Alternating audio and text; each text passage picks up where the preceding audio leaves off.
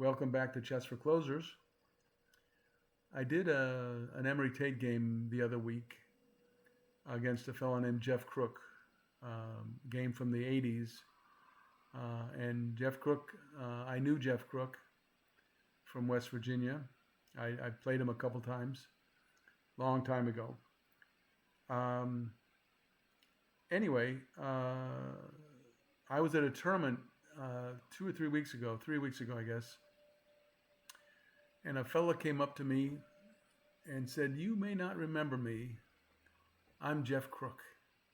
And I laughed and laughed and laughed because um, well, he was so certain that I wouldn't remember him. But in fact, uh, how could I forget him? I'd worked on that stream, the show with the Tate Cook game for a while, and so the name Jeff Crook uh, has been heard a lot in my household recently. Anyway, so I told him about my stream. What do you know? He'd never heard of it. And that I'd shown this game, Jeff Crook versus Emery Tate. And he looked at me kind of quizzically. He said, "I'm sorry to tell you that I have never played Emery Tate.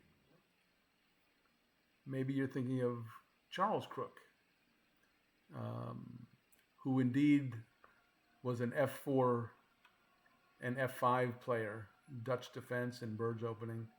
Um, and he went home that night and he found out that indeed Tate had played Charles Crook. I guess he knew Charles Crook. I don't think they're related. But he knew enough to know that the F4 was Exhibit A. Uh, so, um, so I apologize. I got the name wrong. I did go back because I'm usually pretty careful about things like that. Uh, and indeed, the database or whatever it was where I found the game mentioned Jeff Crook. They got the Crooks confused also. Okay, I want to show a game today, which I think I think I've not seen a better game that illustrates the hypermodern idea better than the game I want to show today. And it's a Bobby Fischer game. It's pretty famous, memorable even, one might say. It made my 60 memorable games. I thought about this for a while. What color should I show on the bottom of the screen? Should we show the brilliant Bobby Fischer side or the hard luck losers side? I decided that we'll see it from René Letelier's point of view. This was played in Leipzig, Germany in 1960, I think. So Letelier had white, King's Indian defense, which is a hypermodern defense, of course. It used to be. I remember when I first became chess aware, I was reading, of course, the Reinfeld books and Al Horowitz and Reuben Fine. And what I learned about the development of chess over the decades is that it used to be that if you didn't answer E4 with E5, you weren't a real man. If you didn't answer D4 with D5, then you didn't know enough to come in and out of the ring. To allow your opponent to set up a big pawn center was tantamount to resigning. It's not done. But Richard Reddy and Breyer and some other folks thought a little harder and deeper and realized that a big pawn center is not the end all and be all. And so we have the King's Indian defense. 1, 2, 3, 1, 2, 3. This is a normal King's Indian until this move for black. We all know that one must play D6 here because everyone does it. It must be to avoid E5, right? Well, Fischer castled here. And in my 60 memorable games, he said his opponent, who was an IM, snapped at the chance to take Fischer, out of the book. And that sort of made sense to me when I was rated 1400 or something and hadn't been playing for very long. But I realized just recently, actually, preparing for this, that that doesn't really make sense. It's Fischer that played castles. Fischer was the first one to vary, obviously allowing e5, and so it wouldn't make sense that Letellier thought he was getting Fischer out of the book. Um, I think Fischer just maybe imagined what Letellier was thinking. That doesn't really make sense to me now. And I try to, especially when I go for Fischer games, or I guess all Grandmaster games, is to try to imagine that somehow I got lucky and I'm playing this game, or if I'm looking at it from the other side of the board, I'm unlucky. Um, anyway, so um, anyway, Letellier could have played knight f3 here, but he decided in for a penny, in for a pound. He's going with the 4 pawns attack. But this is the point of the hypermodern revolution, and that is that the important thing that these folks understood that people didn't understand before is that this pawn center comes at a pretty big cost, and that cost is of course shown when you look at the development. White's king is a lot of air around the king. He's nowhere close to being castled, but he has a big pawn center, and so there's a balance there.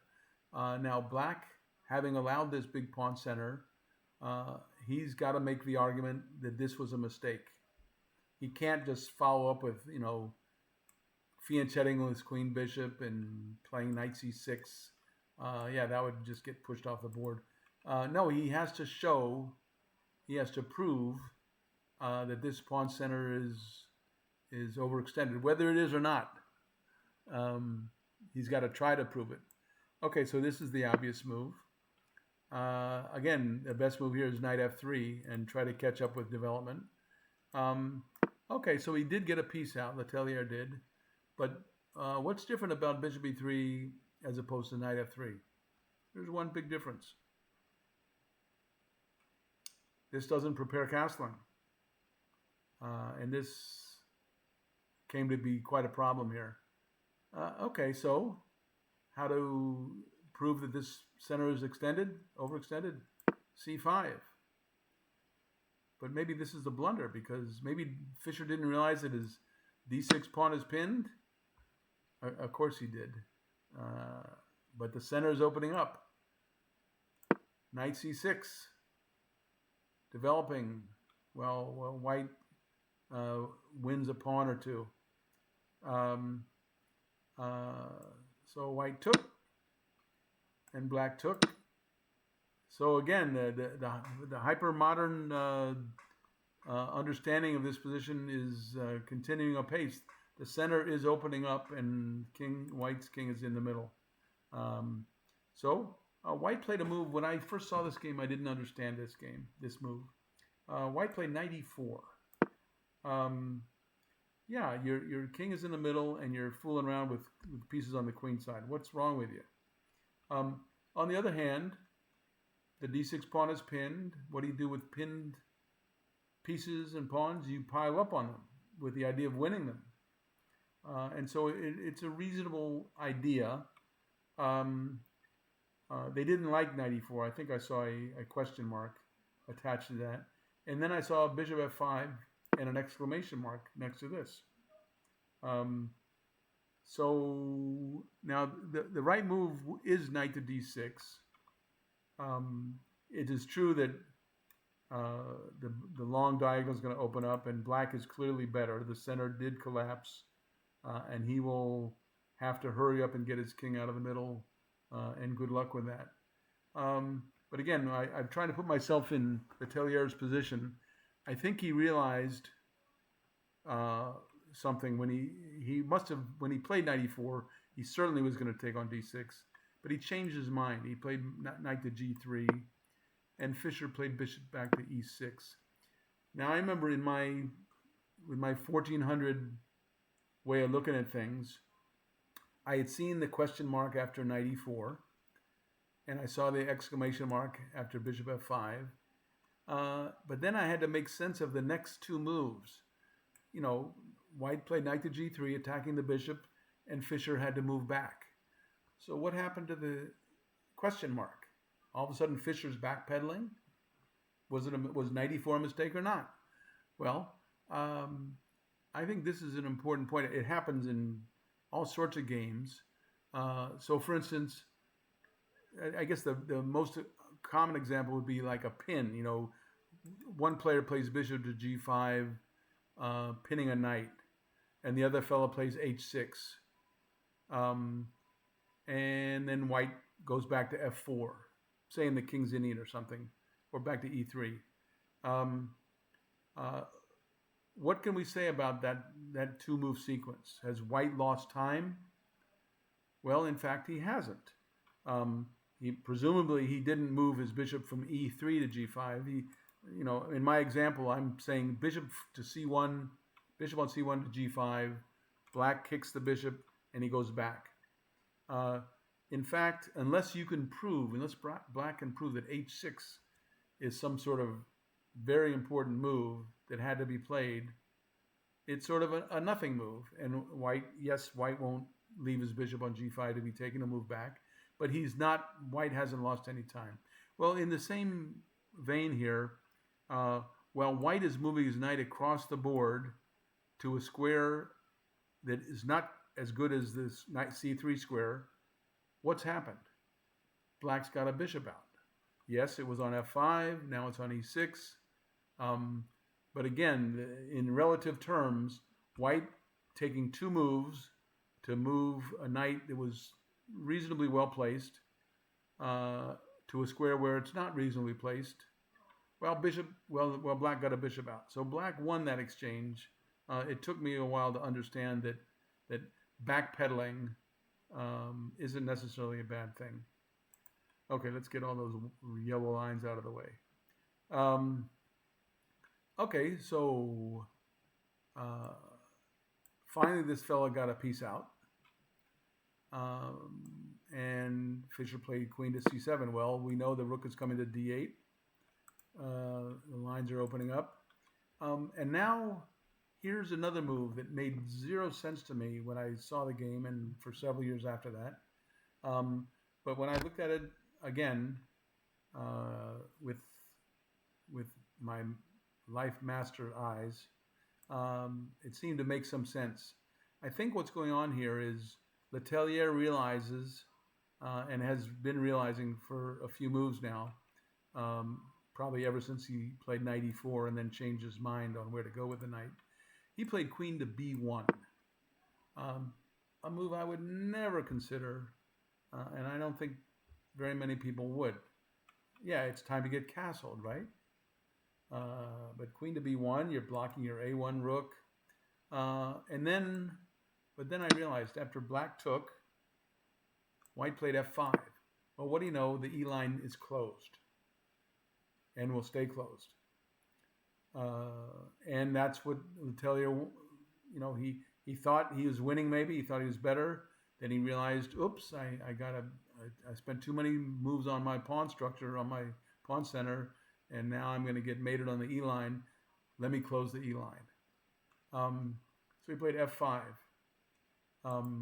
And Fischer in the book says, this looks like a shot. And of course, if Black takes, white takes with a knight and a knight on f5 near a king on g8, it's a powerful piece.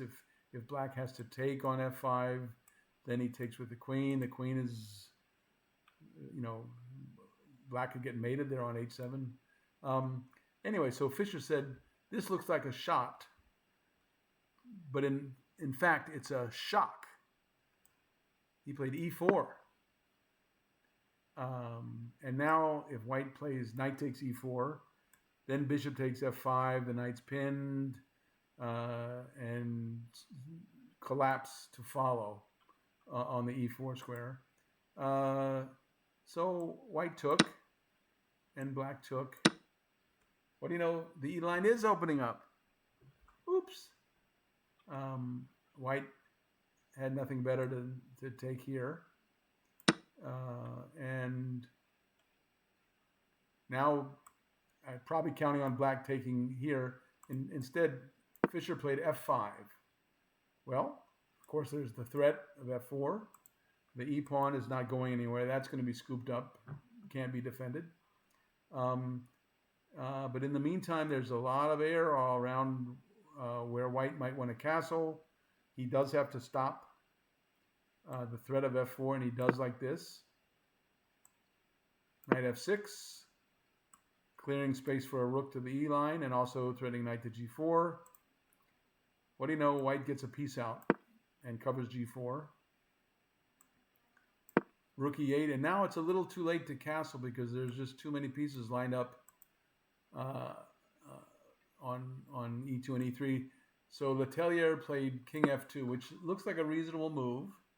The bishop is covering the g4, so the knight on f6 can't do any real damage just yet. Well, what do you know? Fischer completes his development. Rook on e1.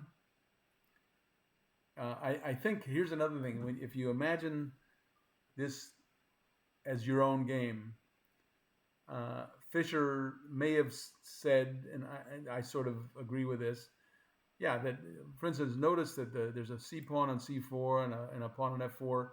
Well, white has abandoned control of these two, of the d4 and e4 squares. Black's knights are on the classical f6 and c6 squares. Black's just about to have his last piece in play. Well, white's pieces are here. I mean, Fischer may very well have thought that he was winning here, and maybe he is. But he didn't see, and you'll understand this in a minute, that this game was going to end very quickly.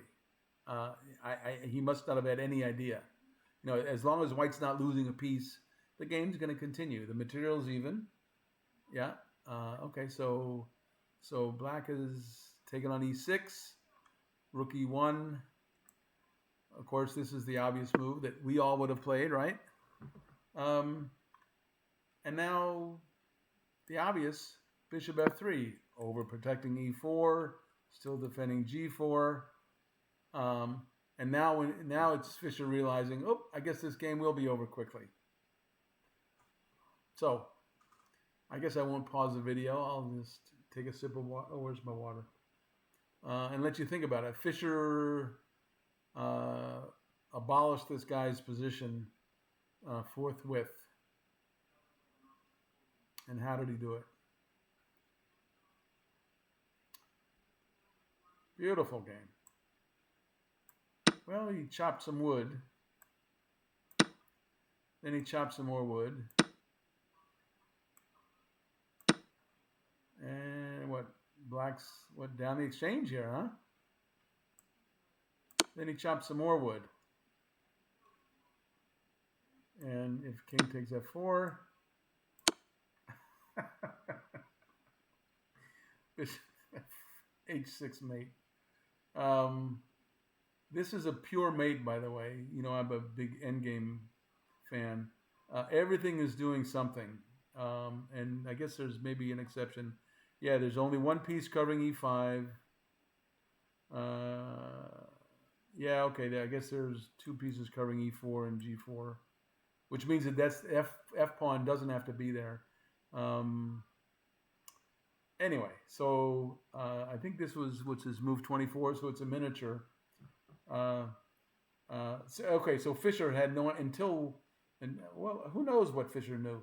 Suppose he imagined that if you know, he probably said if white plays bishop f3, I can exchange on e3 twice and then take on f4. Maybe, of course he saw that, but until he played rook to e8 or something, he couldn't have imagined it because the idea wasn't there, but it did show up. Anyway, this is one of my favorite games of all time, and it sort of encapsulates the hypermodern theme perfectly. I don't think I've seen another Grandmaster game which does it like this in that style, and that it's Bobby Fischer makes it special. Okay, so that's my story, and I'm sticking to it. Always be closing. Check me out next time on Chess for Closers. See ya.